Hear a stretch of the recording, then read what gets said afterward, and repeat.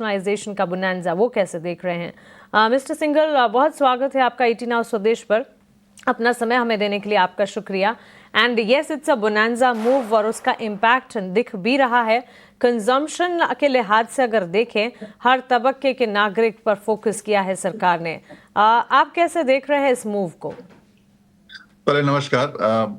बहुत अच्छा मूव है। अगर आप इंश्योरेंस कंपनी पर्सपेक्टिव देखें, ये हमारी इंडस्ट्री की तरफ से काफ़ी सालों से रिक्वेस्ट था सरकार से कि जीएसटी इंश्योरेंस पे कम होना चाहिए या ज़ीरो होना चाहिए, क्योंकि इंश्योरेंस कोई लग्जरी आइटम नहीं है। इंश्योरेंस एक प्रोटेक्शन मैकेनिज्म है।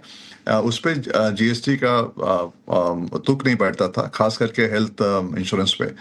इसलिए हम लोग बहुत खुश हैं कि सरकार ने डिसीजन लिया। It's a very positive step from the government, और ये दिखाता है कि सरकार जो अपनी लिस्निंग सरकार है, जो हम लोग कहते हैं, वो सुन रही है, and that takes into consideration the demands for industry. Sharad, आप यहाँ पे जो है ग्रुप पॉलिसीज को नहीं लिया गया है इस डेफिनेशन में, लेकिन रूरल सेगमेंट में ग्रुप पॉलिसीज भी बहुत बिकते हैं एज अ बंच। तो यहाँ पे किस तरह रूरल सेगमेंट पे जो बेनिफिट आएगा ये ज़रा बताएं, क्योंकि इंडिविजुअली जो है सारे आप कह सकते हैं पॉलिसीज पे नज़र ज़्यादा है। देखिए, जो इंडिविजुअल पॉलिसीज पे नजर इसलिए जरूरी है क्योंकि वो लॉन्ग टर्म है, सस्टेनेबल है और फैमिली रिलेटेड है। जब आप ग्रुप पॉलिसी देखते हैं तो group policy in a way the premium is paid by, जैसे जो कंपनियां हो गई या जो नो ओवरऑल जो ग्रुप कलेक्शन है वहां से प्रीमियम आ रहा है। बट अगर आप आगे चल के देश में हर नागरिक को कवर कराना चाहते हैं तो इंडिविजुअल पॉलिसी पे फोकस होना बहुत जरूरी है। So in a way the message is very clear कि इंडिविजुअल पॉलिसी से फोकस होना चाहिए। वहां पे अगर आदमी खुद के सुरक्षा के लिए इंश्योरेंस ले रहा है, वो लॉन्ग टर्म है and sustains for long period time. क्योंकि ग्रुप में मान लिया ग्रुप खत्म हो जाता है आज, तब अचानक फिर से आप अनइंश्योर्ड हो जाते हैं। So as a long term strategy I think individual policy होना बहुत ही जरूरी, बहुत ही अच्छा चीज है, बिकॉज वो सस्टेनेबल है। और जब तक, क्योंकि रिन्यूअल एक इंश्योरेंस कंपनी मना नहीं कर सकती है, तो जब तक व्यक्ति चाहता है, जिस भी उम्र तक, वो policy as a individual policy चलती रहती है। इसलिए इंडिविजुअल पॉलिसी बहुत ही क्रिटिकल है। I think this messaging is very clear. So in my view, it's a good move from that perspective. Upon sir, नमस्कार, अभिषेक बोल रहा हूँ। मेरा बहुत ही एक साधारण सीधा सा सवाल है सर। बहुत सारी इस उम्मीद में लोग हैं कि अब ये जीएसटी काउंसिल ने दरें घटा दी हैं, मतलब जीएसटी के दायरे से बाहर ही कर दिया है इंश्योरेंस को, तो प्रीमियम घट जाएंगे और इंश्योरेंस सस्ता हो जाएगा। अब बहुत सारे लोगों के लिए अफोर्डेबिलिटी वाला भी इशू होता है। आपको लगता है कि ऐसा होने जा रहा है? क्या प्रीमियम्स कम होने जा रहे हैं? या फिर बहुत सारी वॉइसेस ये भी आ रही हैं जो कह रहे हैं कि अभी इनपुट टैक्स क्रेडिट को लेकर क्लैरिटी नहीं है, थोड़ी असमंजस की स्थिति है। ये जरा आप सर क्लियर कीजिए एज अ इंडस्ट्री रिप्रेजेंटेटिव। जी अभिषेक, बड़ा सिंपल है, बड़ा अच्छा आपने सवाल किया है। अब लेट अस देखिए, पहले हम लोग वर्स्ट के सिनेरियो देखते हैं और समझते हैं कि इनपुट टैक्स क्रेडिट का ना इम्पैक्ट क्या है। देखिए, 18% जीएसटी जीरो हो गया है, तो 18% इमीडिएट इम्पैक्ट तो कंज्यूमर है ही है। मान लिया आप इनको इनपुट टैक्स क्रेडिट की बात भी करें तो कितना इम्पैक्ट आएगा? 3 से 4% इम्पैक्ट आएगा। तो अगर वर्स्ट के सिनेरियो देखें तो 14 से 15% इम्पैक्ट तो कस्टमर के लिए सस्ता हो ही रहा है ओवरऑल प्रीमियम। लेकिन हम लोग एक चीज और भूल रहे हैं कि सरकार ने हॉस्पिटल हेल्थ केयर के लिए भी बहुत सारे बेनिफिट दिए हैं उसमें जीएसटी में। हॉस्पिटल हेल्थ केयर बेनिफिट है, अगर वो भी पास करते हैं, जैसे इंश्योरेंस इंडस्ट्री पास कर रही है कंज्यूमर को और अपने कस्टमर को, वो भी पास करते हैं अपने पेशेंट्स को, अपने कस्टमर्स को, तो उसका इम्पैक्ट इंडस्ट्री में ये होगा कि उनका क्लेम रेशियो कम होगा। नो, क्लेम रेशियो कम होगा तो वो ऑफसेट करता है जो इनपुट टैक्स क्रेडिट के कारण थोड़ा उनका नुकसान होता है। और इंडस्ट्री को भी एफिशिएंसी बढ़ानी है, क्योंकि अगर सरकार ने एक कदम उठाया है अफोर्डेबिलिटी बढ़ाने के लिए, तो इंडस्ट्री को अपना काम करना है टू इंश्योर दैट कि पूरा जो बेनिफिट है जो सरकार दे रही है वो पास ऑन हो जाए कंज्यूमर के लिए। तो मेरा मानना है as industry the whole benefit will pass on to the consumer, that has to happen. क्योंकि इसमें काफी पहलू हम लोग ये मिस कर रहे हैं कि हॉस्पिटल को बेनिफिट मिला है, तो हॉस्पिटल बेनिफिट डायरेक्ट इंपैक्ट आता है क्लेम रेशियो पे इंडस्ट्री के उस पे ना, तो उसको भी यार आप जोड़ लो और ये जोड़ लो, थोड़ा एफिशिएंसी इंक्रीज करा लो, तो इंडस्ट्री को मतलब इनपुट टैक्स क्रेडिट का ऑफसेट बहुत आसानी से मिल जाता है if they negotiate well with hospitals and they are able to put this together. Sir, एक सवाल और भी है मेरे मन में। जी देखिए, भारत में जो जीएसटी का जो ये इंश्योरेंस का जो पेनिट्रेशन है वो काफी कम है, और पिछले अगर हम 2-3 साल में देखेंगे तो वो मतलब बहुत ज्यादा कोई बढ़ती हुई दिखाई नहीं दी है। ग्लोबल एवरेज से भी हम काफी कम है। आपको लगता है कि ये इंश्योरेंस के पेनिट्रेशन को बढ़ाने में मददगार होगा सरकार का ये फैसला? और दूसरी चीज ये है कि लोगों को इंश्योरेंस के नेट में लाने के लिए इंडस्ट्री की तरफ से और आगे हम किस तरह के इनोवेटिव प्रोडक्ट्स देख सकते हैं? बहुत अच्छा सवाल। पहले बात यह है, जो इंश्योरेंस पेनिट्रेशन बात हम करते हैं ना, वो जीडीपी के रेशियो में देखते हैं।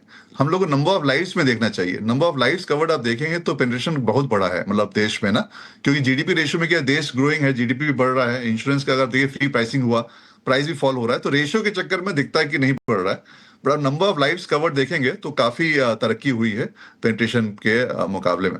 दूसरा, जब इस तरह का मूव होता है, अफोर्डेबिलिटी बढ़ती है, तो ऑब्वियसली नो, उससे पेनिट्रेशन बढ़ता है। डिस्ट्रीब्यूटर्स को भी, इंश्योरेंस इंडस्ट्री को भी जोश आता है कि we have to do our bit, तो उससे बढ़ता है। तीसरा एक चीज और मैं बहुत दिनों से कह रहा हूँ, अगर आप देखें तो इंश्योरेंस और सरकार साथ साथ जब काम करती हैं तब समाज के लिए बहुत इम्पैक्ट पड़ता है। अभी जो डिस्ट्रीब्यूशन जो मूव होना है पंचायत लेवल पे और ग्राम पंचायत लेवल पे, जिसके लिए इंडस्ट्री की तरफ से और रेगुलेटर के साथ मिलकर बीमा वाहक और बीमा विस्तार का काफी हद तक काम हो चुका है, which should take that. But उसके अलावा भी अगर एक चीज और देखें आप, काफी सारे विकसित देशों में जो पॉलिसी है कि हर एम्प्लॉयर जो है उसको, हर एम्प्लॉय को कवर करना है इंश्योरेंस में, नो। तो अगर अपने देश में भी ऐसा आता है, और दूसरा जो सरकार की जो इंश्योरेंस स्कीम चलती है, जैसे अगर आप देखें बिलो पॉवर्टी लाइन की, और उसका जो प्रीमियम है, क्योंकि वो मैस कवरेज होता है और निगोशिएटेड रेट्स होते हैं, वो अगर है 4,000 रुपए साल का, 5 लाख कवर के लिए फैमिली का विद प्री एक्जिस्टिंग डिजीज, तो अगर सरकार के यहाँ से ये ऐलान हो या ये हो कि हर एम्प्लॉयर को, हर एम्प्लॉय को कवर करना है, और जो उसका प्रीमियम है उस पूल में वो डाल सकती है, इसके उसका बेनिफिट मिलेगा, उस पर उसको टैक्स बेनिफिट मिलेगा। तो ओवरनाइट बिना कुछ एक्स्ट्रा खर्च किए और बिना किसी को बहुत ज्यादा कष्ट हुए इन terms of additional payment, coverage बहुत तेजी से बढ़ सकती है। तो कॉम्बिनेशन है 5-6 चीजों का। पहला चीज है distribution at the panchayat level, ग्राम पंचायत लेवल। दूसरा है policy advocacy and changes in terms of कि every employer should be mandatory to cover every employ of his, जैसे काफी सारे विकसित देशों में है। तीसरा है the efficiency of scale to come into picture to lower the cost of it. चौथा है एक हेल्थ केयर रेगुलेटर होना बहुत जरूरी है देश में, क्योंकि जो हॉस्पिटल का जो ये मेडिकल इन्फ्लेशन है, वो जो नॉर्मल इन्फ्लेशन उससे काफी ज्यादा हो जाता है। उसके ज्यादा होने से क्या है, ओवर टाइम जो इम्पैक्ट है आपका हेल्थ केयर कॉस्ट का, वो बढ़ना शुरू हो जाता है। आप कंपाउंडिंग इफेक्ट डालें हेल्थ केयर इन्फ्लेशन का, मेडिकल इन्फ्लेशन का और नॉर्मल इन्फ्लेशन का, जो डेल्टा है उसको आप कंपाउंडिंग इफेक्ट में डालें तो 10-12 साल में, 15 साल में हेल्थ केयर एकदम अनअफोर्डेबल हो जाएगा। तो एक रेगुलेटर की आवश्यकता है, सो दैट उस पर भी एक नजर रखा जाए कि medical inflation should not exceed the normal inflation of the country. और इस चीज को कंबाइन करें तो I think it is very very possible कि बहुत ही कुछ समय में, आई थिंक 6-7 साल के समय में, हर व्यक्ति कम से कम हेल्थ इंश्योरेंस के लिए कवर्ड होगा अपने देश में। ये आपने बहुत ही क्रूशियल पॉइंट कहा, और इसके लिए मैं आपको ना साधुवाद भी देना चाहूँगा कि ये बहुत ही क्रूशियल आपने मुद्दा उठाया। देखिए, होता क्या है ना कि आप और हम या फिर तमाम लोग जब हॉस्पिटल पहुंचते हैं, स्पेशली प्राइवेट हॉस्पिटल, तो होता ये है कि अगर उनको पता चल गया कि नहीं, अगर आपके पास इंश्योरेंस है तो फिर बिल आपका ज़्यादा बढ़ के आता है, और ये क्यों है, कैसे है, ये सब लोग जानते समझते हैं।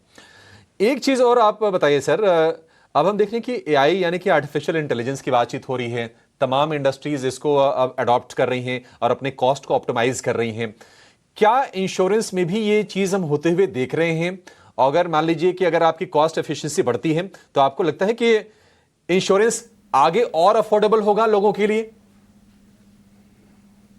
में दो चीज है, आई थिंक जैसे हर इंडस्ट्री कर रही है, एआई का इस्तेमाल इंश्योरेंस इंडस्ट्री भी कर रही है। और इंडस्ट्री में बहुत, कहीं भी जो सर्विस इंडस्ट्री है ना, वहां पे एआई का इम्पैक्ट सबसे ज्यादा होगा। क्योंकि आप देखें, जहां भी कॉल सेंटर है, जहां भी आपका जैसे जो रिपीटेटिव काम है, जहां भी ऑपरेशंस है, जहां भी आपका ना, तो उस चीज पे आपका इम्पैक्ट एआई का सबसे ज्यादा होता है, विच ब्रिंग्स इन एफिशिएंसी। ये मतलब दिख रहा है, क्योंकि अभी एआई का बहुत क्लियर जो बेनिफिट है वो इसी बात पे, रेपिटेटिव कॉस्ट पे, या जहां पे कॉल सेंटर्स हैं, या जहां पे नो ये है, तो उसकी जगह पे काफी बेनिफिट है।